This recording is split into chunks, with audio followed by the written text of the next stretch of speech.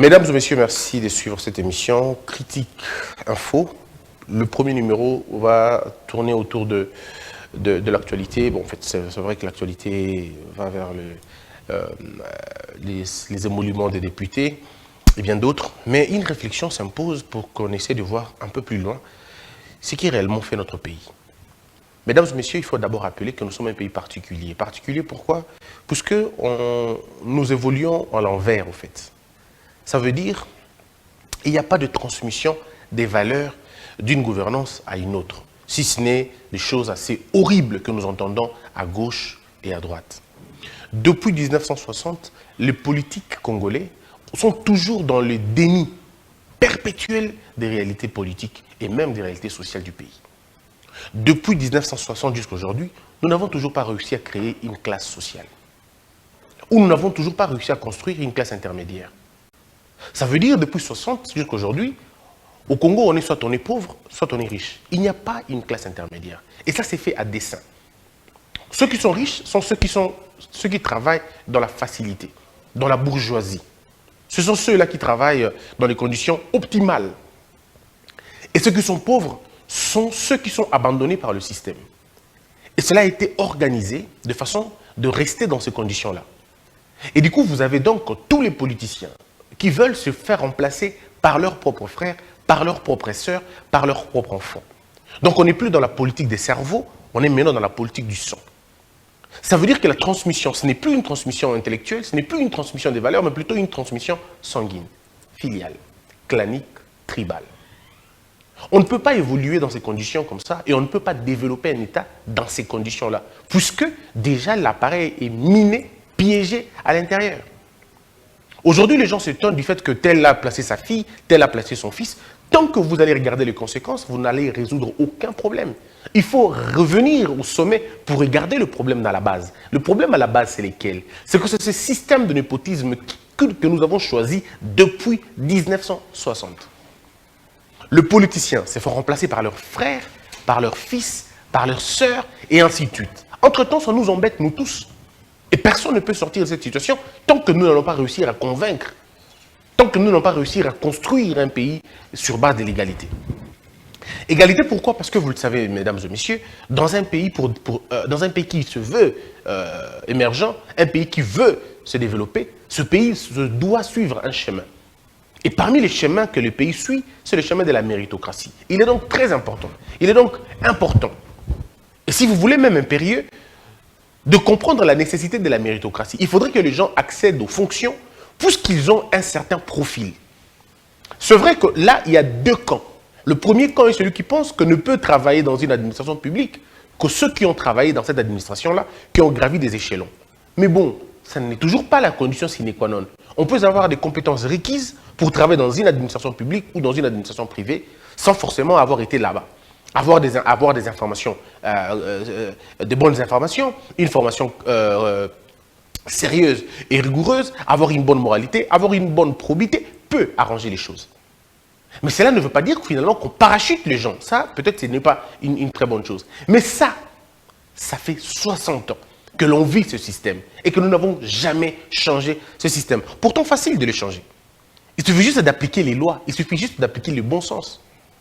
Puisque ce n'est pas un péché qu'un père se fasse remplacer par son fils. Ce n'est pas un péché.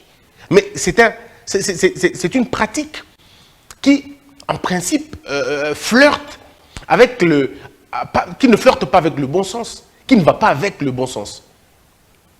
Il est très facile de tomber dans le népotisme si on ne fait pas attention, si on n'arrive pas à se retenir, si on n'arrive pas à ouvrir le jeu à tout le monde. Et d'autres cieux ont compris. Ils ont donc d'autres mécanismes d'acceptation au travail que d'aller dans ces conditions de dire mon fils, ma soeur, mon frère, mon cousin, ainsi de suite. Même aux États-Unis, vous le savez très bien qu'il y a ça se passe aussi comme ça. Mais ils se sont battus pour diminuer l'influence de la famille au sein de la politique et surtout au sein de l'administration.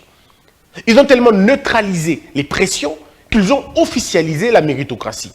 C'est vrai qu'elle n'est pas à 100%, puisque même aux États-Unis, on critique parfois les choix, mais au moins, je veux dire, ils n'ont pas frôlé, ils ne sont pas allés au-delà de ce que l'on peut comprendre. Au-delà donc du raisonnable. Mais malheureusement, chez nous, c'est depuis 60 que nous continuons avec le même système. Le politicien s'est fait remplacer par les politiciens, disons par leurs fils politiciens.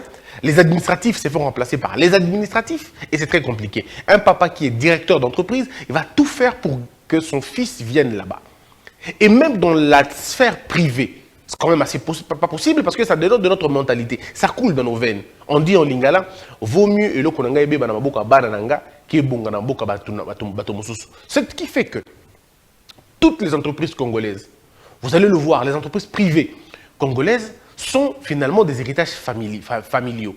En fait, le problème ici, ce n'est pas que ça soit... Le mal n'est pas que ça soit l'héritage familial. Mais le problème, c'est que ne tombez pas, ne sacrifiez pas les compétences, puisque les compétences ne sont pas transmissibles de père au fils. Les compétences sont apprenables. On apprend les compétences. Voilà. On le transmet par le savoir. On le transmet par l'apprentissage. On le transmet par une certaine... par des exigences du travail. Si je veux que Christian Philippe, qui est mon fils, gère un bien Congo Buzz, puisque les gens ont vu ma chaîne, comment elle a commencé. Vous avez vu d'où nous sommes venus. Et je crois que nous sommes en train de grandir aux yeux des Congolais. Les Congolais sont en train de voir. Ah, Abandaki Benaboy, à l'espace de 3 ans, on a essayé de faire ce qu'on ne pouvait pas imaginer. Mais si aujourd'hui je décide, parce que je ne veux pas voir LG, ou je ne veux pas voir Omo, ou je ne veux pas voir Jérémy s'acheter une voiture dans mon entreprise, ou je ne veux voir personne émerger dans mon entreprise, je vais bombarder Christian Philippe, DG de cette entreprise mourra une année après. Puisque le petit qui viendra ici ne connaît absolument rien. Il ne connaît pas ce que c'est la rue, il ne connaît pas ce que c'est le terrain, il ne connaît pas les exigences techniques, il ne connaît absolument rien. Tout ce que lui connaît, c'est la rentabilité d'une entreprise. Or, regarder une entreprise par rapport à sa rentabilité, c'est une perte en avance. Puisque l'entreprise n'a pas que la rentabilité, l'entreprise a aussi des dépenses. L'entreprise, il faut l'investissement, il faut la maintenance, il faut le casting, il faut la qualité, il faut toutes ces choses. Donc, dire que mon fils, parce qu'il est mon fils, il doit être DG directement ou, je ne sais pas moi, manager directement, et si je l'empêche de commencer en bas, ça va très mal faire. Mais par contre, si je décide que Christian Philippe apprend comme stagiaire, il apprend, si je veux qu'il devienne DG, j'essaie de faire qu'il fasse 3 mois à la régie, 6 mois au montage, 9 mois à la rédaction, 15 mois dans tel autre secteur, il aura toute cette légitimité professionnelle et quand il devient chef, il saura qu'est-ce qu'on fait quand on est chef. Et c'est ça aussi avec le Congo. Les partis politiques, c'est la même chose. Les enfants des présidents du parti sont tout de suite des présidents des ligues de jeunes plus ils grandissent. C'est des présidents des ligues des jeunes, et puis après il est secrétaire, et puis après il est président, et puis après il est après. Vous vous rendez compte qu'on n'aide pas ces enfants d'émerger, puisqu'ils n'ont pas commencé à la base. On ne les aide pas, ils ne comprennent pas exactement le fonctionnement des choses. Et quand on ne connaît pas les fonctionnements, on ne connaîtra pas le protocole. Et c'est ce qui fait que vous avez beaucoup de gens arrivés au sommet, mais ils ne connaissent pas c'est quoi le protocole, puisqu'ils n'ont jamais appris. Et c'est ça notre plus grand problème. Mais maintenant, les gens vont se mettre à dire, ben voilà, là, vous ne voyez que le problème, vous ne voyez que les conséquences. Moi, je vous ai toujours dit, le problème n'est pas dans les conséquences, le problème, c'est à la base, c'est au sommet, c'est la structure. C'est vrai qu'il y a des gens qui regardent la conjoncture, il y en a d'autres qui regardent la structure. Ceux qui regardent la structure règlent le problème à la base. Ceux qui regardent la conjoncture sont en perpétuel changement, mais ça ne marche toujours pas. Je suis très offusqué d'apprendre que les nominations récentes on fait du mal aux gens du FCC. Mais il faut qu'on soit sérieux quand même. Je vous rappelle les conditions. Et puis c'est la même chose malheureusement même aujourd'hui. Nous sommes en 1997 lorsque tout s'écroule finalement. À l'époque de Mobutu, n'était pas député n'importe qui. À l'époque de Mobutu, n'était pas ministre n'importe qui. Certes, il y avait quelques cas qu'on pouvait noter par-ci, par-là, des hommes et des femmes qui ne comprenaient absolument rien. Mais c'est depuis que l'AFDEL est arrivé, notre malheur a commencé. C'est le nivellement vers le bas. C'est des recrutements à la con. C'est le pouvoir donné aux faibles. C'est les plus incapables qui vont diriger. Qui sont des gouverneurs? C'est des vendeurs de chikwang au coin de l'avenue. Qui sont députés? C'est des chasseurs qui deviennent des députés. C'est des pêcheurs qui deviennent des députés. Je ne suis pas en train de dire qu'un pêcheur, un chasseur ne doit pas être député. Dans le contexte congolais, on sait comment ces choses se passent. C'est quand on a échoué dans le secteur prestigieux, que le système a rendu prestigieux, que ces gens-là deviennent ce qu'ils sont devenus. La classe politique a été totalement balayée pour la remplacer par le plus faible, et en termes de raisonnement, même dans leur langue maternelle. Nous avons donc eu des incapables au sommet de la République, au sommet de toutes les sphères de la société. Devenez ministre n'importe qui, devenez général n'importe qui, devenez policier n'importe qui, et c'était en tout cas, comme on dit, l'absorption de toutes les bonnes valeurs. On se le rappellera toujours. Et nous avons commencé notre longue marche, mais sûrement vers les enfers. On a connu tout ce que l'on pouvait connaître. Et aujourd'hui, les gens se plaignent. 20 ans après, on a connu un choc de civilisation, mais vers le bas finalement. 20 ans après, on a dénaturé ce qu'était l'homme congolais. 20 ans après, on a supprimé littéralement la conscience. On a tué le bon sens. On est resté comme ça. Les enfants qui ne savent pas écrire, qui ne savent pas lire, ça fait 20 ans que ces choses ont été, je veux dire, savamment préparées. Parce que si vous voulez détruire un pays, ben, ne lui faites pas la guerre, détruisez son système éducatif. Mais si vous voulez tuer rapidement un pays, ou si vous voulez faire la lutte des cerveaux dans un pays contre les cerveaux, dans un pays, ne supprimez pas l'éducation comme on le dit. Donnez le pouvoir aux faibles. Les faibles, une fois qu'ils sont au pouvoir, ils savent comment détruire les cerveaux. Les faibles s'organisent entre eux pour se hisser au sommet. Les faibles choisissent les faibles qui font en sorte que les faibles perdurent.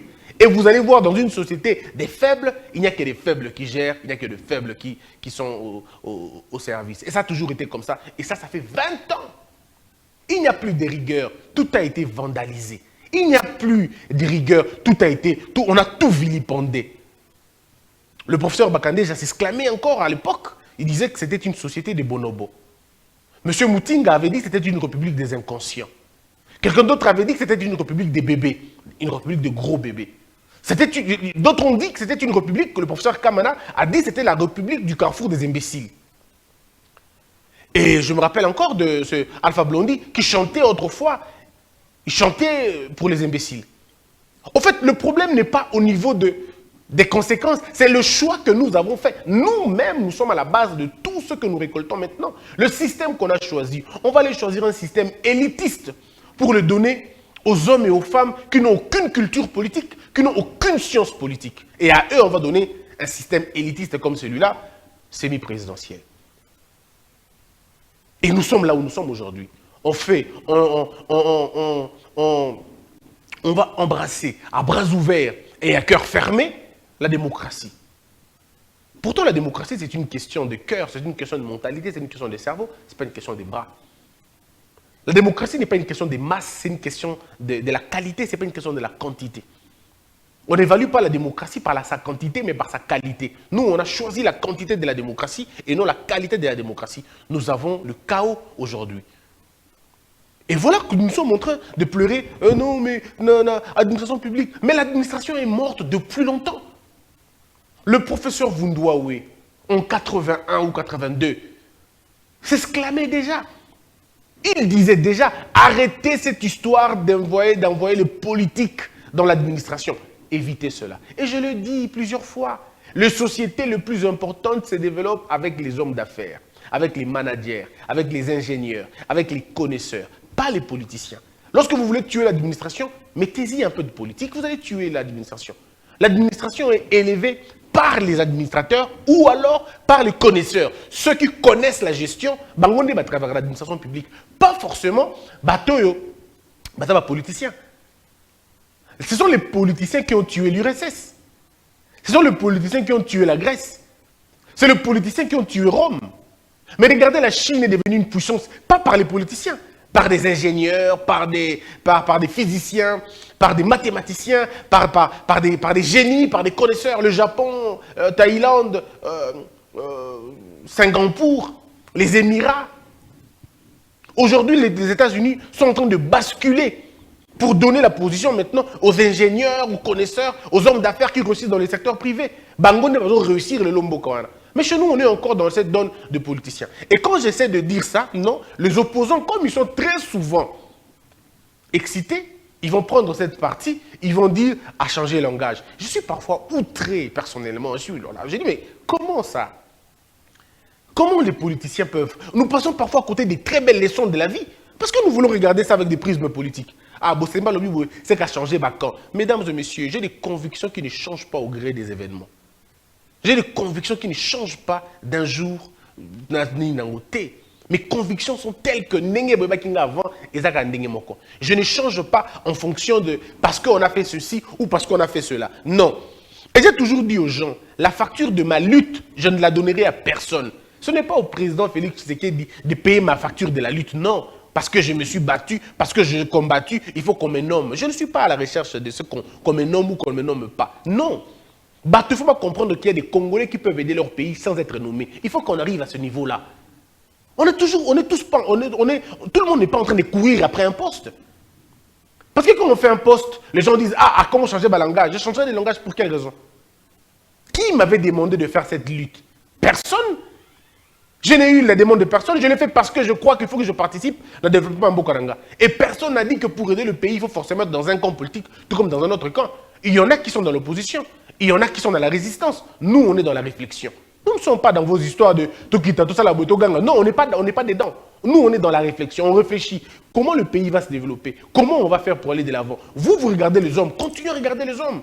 50 ans plus tard, vous continuez à regarder les hommes. Puisque les mauvaises personnes naîtront toujours. Mais nous, la responsabilité des hommes sérieux, c'est de verrouiller le système pour que les hommes mauvais n'entrent pas.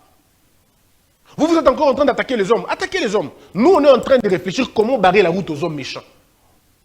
Donc nous, notre problème n'est pas les hommes. Puisque nous connaissons tous que les hommes méchants naîtront toujours. Et les méchants seront toujours là. Mais nous, nous faisons un effort pour comment on réfléchit, comment on va faire pour que les méchants n'intègrent pas le système. C'est ce que nous sommes en train de faire. Mais malheureusement, est-ce qu'on comprend ces choses? On ne le comprend peut-être pas. Et moi, ça me fait rire quand je vois chaque fois les opposants poster mes histoires. Et il y a des gens même, des gens même au pouvoir, qui disent, mais Bosemba vraiment, Bosemba mais est-ce que Pena Bosemba Zanabiso? Zanabino, ça veut dire quoi? Être avec les gens, ça ne veut pas dire lécher les bottes des gens. Être avec les gens, ça ne veut pas dire les accompagner dans l'abîme. Être avec les gens, c'est aussi avertir que voici la bonne direction, elle est là, et ça, c'est une mauvaise direction. Être avec les gens, c'est aussi dire qu'à la SNEL, on ne fait pas le travail qu'il faut. Être avec les gens, c'est aussi dire qu'à la régie des eaux, on ne fait pas le travail qu'il faut. Être avec les gens, c'est aussi dire que être avec les gens, c'est dire aussi que la ville de Kinshasa n'est pas gouvernée. En dehors de tous les discours qu'on entend, cette ville n'est pas gouvernée. Il n'y a aucun sens de gouvernance dans la ville de Kinshasa. Ça, c'est être avec les gens. Je le dis, je continue à le dire. Lorsqu'il n'y a plus de contradiction, la science s'en va. Lorsqu'il n'y a plus de contradiction, le bon sens décale. Il faut qu'il y ait de la contradiction. Mais quelle contradiction? La contradiction, selon Gustave Le Bon. Ce sont des contradictions idéales. Ce sont des contradictions idéologiques. Ce sont des contradictions des idées. Puisque les contradictions des idées, si vous voulez, les divergences des idées,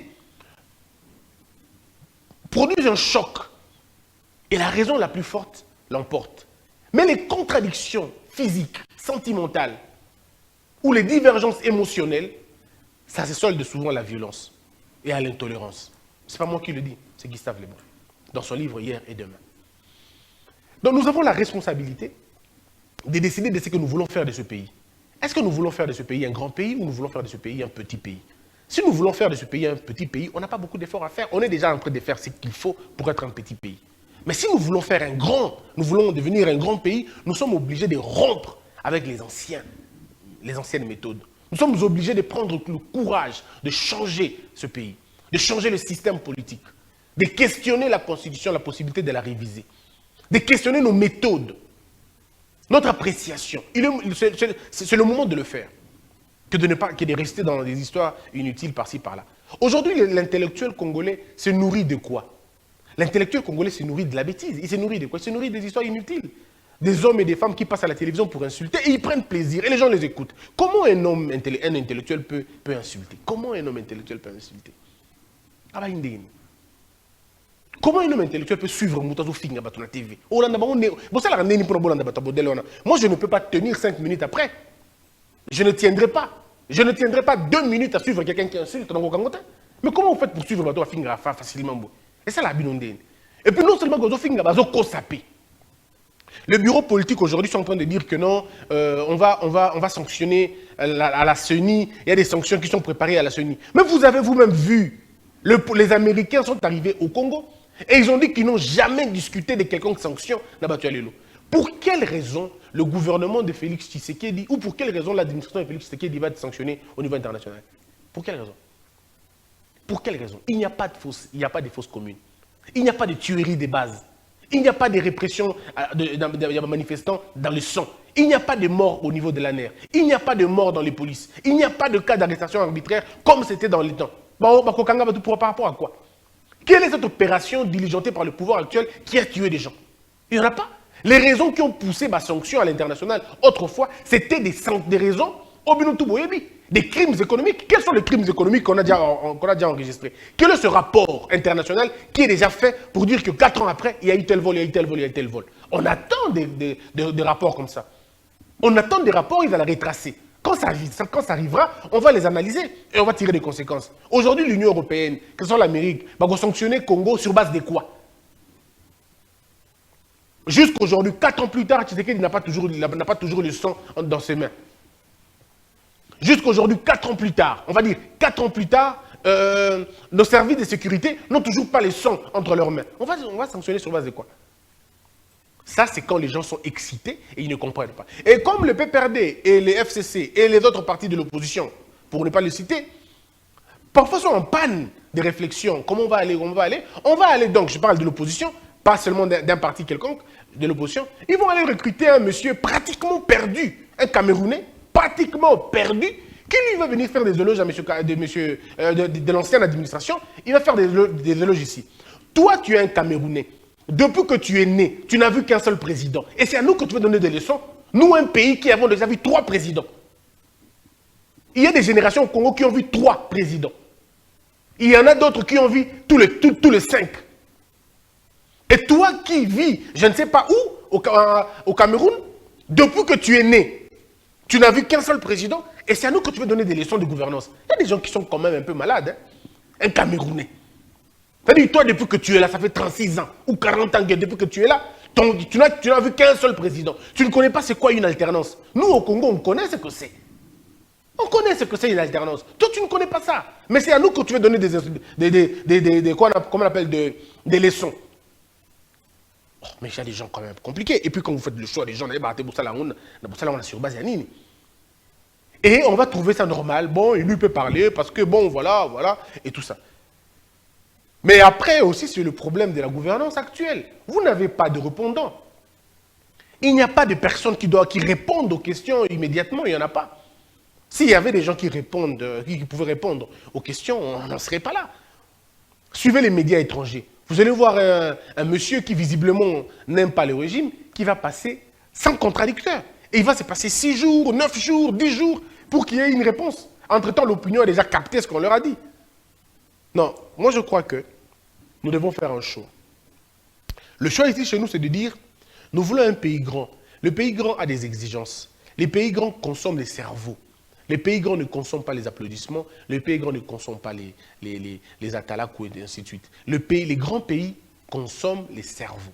Et au Congo, on peut tout manquer. On peut même manquer les cobaltes. On peut même manquer les manganèses. Mais on ne pourra pas manquer les cerveaux. Parce que dans tous les secteurs de la vie congolaise, vous avez des hommes et des femmes qui ont excellé dans ces domaines-là. Aujourd'hui, quand on parle économie du pays, on sait voir tout de suite Mabi Moulumba, on sait voir tout de suite Bakandeja, qui non seulement qui a fait les droits, mais aussi il connaît l'économie. On peut voir Godempo, on peut voir beaucoup d'autres personnes. Je ne connais pas tous les économistes grands de ce pays, mais ils sont nombreux. Vous n'avez qu'à aller à la faculté de l'économie pour les trouver. Vous voulez avoir une gestion sérieuse de votre pays, mais vous avez des professeurs de la gestion. Ils sont là à l'UPEN, ils sont partout. Des génies qui connaissent la gestion comme vous n'avez aucune idée. Vous voulez voir comment on va faire circuler le circuit bancaire, mais vous avez des Congolais experts en circuit bancaire. La question est celle de savoir qu'est-ce qui ne va pas dans ce pays. Vous avez d'un côté les cerveaux prêts, disposés à servir le pays. De l'autre côté, vous avez des problèmes qui correspondent parfois au profil Des personnes qui sont là mais que vous abandonnez. Mais très souvent, nous allons faire le choix des apeupristes. Des hommes et des femmes qui vont non seulement venir apprendre, mais qui apprendront très mal. C'est ça notre plus grand problème. Et tout ça, c'est parce qu'il y a des pressions politiques dedans. Oh, pour prendre la banque centrale, non, il faut donner à telle personne. Et ce qui est bizarre, on est encore dans cette logique du passé. Pour être gouverneur de la banque, il faut être quelqu'un affilié au FMI, à la Banque mondiale. Mais on s'en fout de ces choses. C'est un mauvais paradigme. Ce n'est pas un bon paradigme. Ce n'est pas un bon paradigme. Au nom, au menu de la Banque centrale, il faut avoir un FMI. Mais c'est une mauvaise façon de voir les choses. Un pays ne se développe pas comme ça. Ça ne se développe pas comme ça. Il y avait un monsieur à l'époque, monsieur Blumenthal.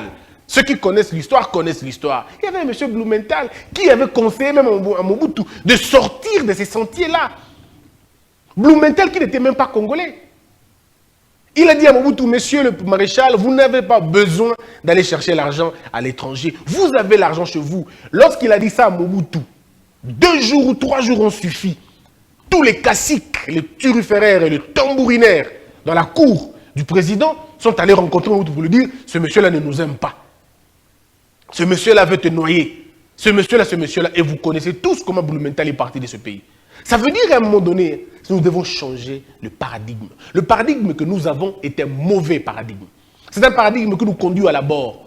Ce n'est pas le bon itinéraire pour se développer. Ce n'est pas un bon itinéraire. Pour être Premier ministre, il faut avoir des affiliations, il faut avoir une certaine recommandation de tel ou de tel autre. Ces paradigmes, on a tout essayé, ça n'a pas marché. Alors, choisissons maintenant la raison. Qui sont DG de la SNEL et DG de la SNEL et DG de la Régie des eaux? Bata banani généralement. Bobo tchaka ba DG on a sur base yanini. PCA SNEL, eza banani. Conseil d'administration SNEL, eza la mingi banani.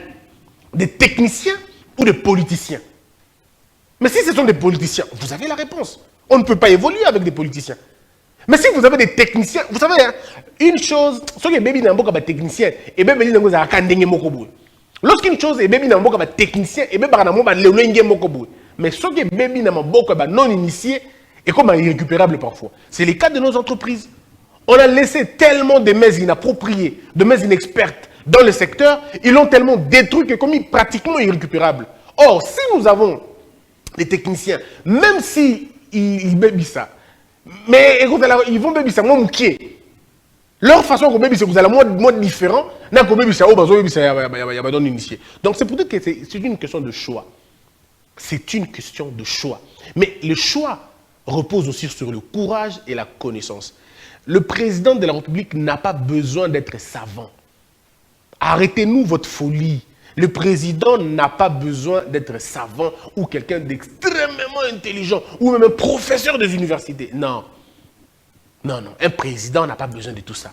Un président a tellement besoin de 2 choses. Une écoute et une capacité de détecter les talents. Point. Ce n'est pas le problème. Il y a une fois à ceux qui sont professeurs d'université. C'est faux. C'est faux. C'est faux. Il y a des présidents importants dans ce pays qui n'ont jamais été professeurs. Donc, ce n'est pas le plus important. Il faut juste avoir une écoute et la capacité à détecter bateau.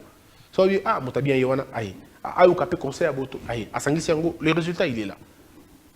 Moi, je crois qu'on peut réussir à faire les choses. Et à faire bien les choses.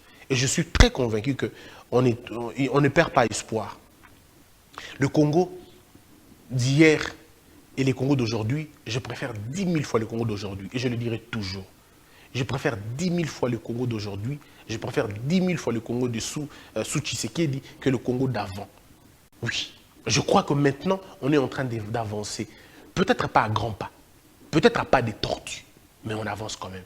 On n'est plus en train de reculer comme avant. Parce que là, on est en train de faire de bons en arrière. Mais là, on n'est peut-être pas en train de faire de bons des girafes. Mais on est quand même en train de faire des pas. Que la peur quitte nos esprits et que Dieu bénisse les RDC. Debout, Congolais, unis par le sang, unis dans le fort pour la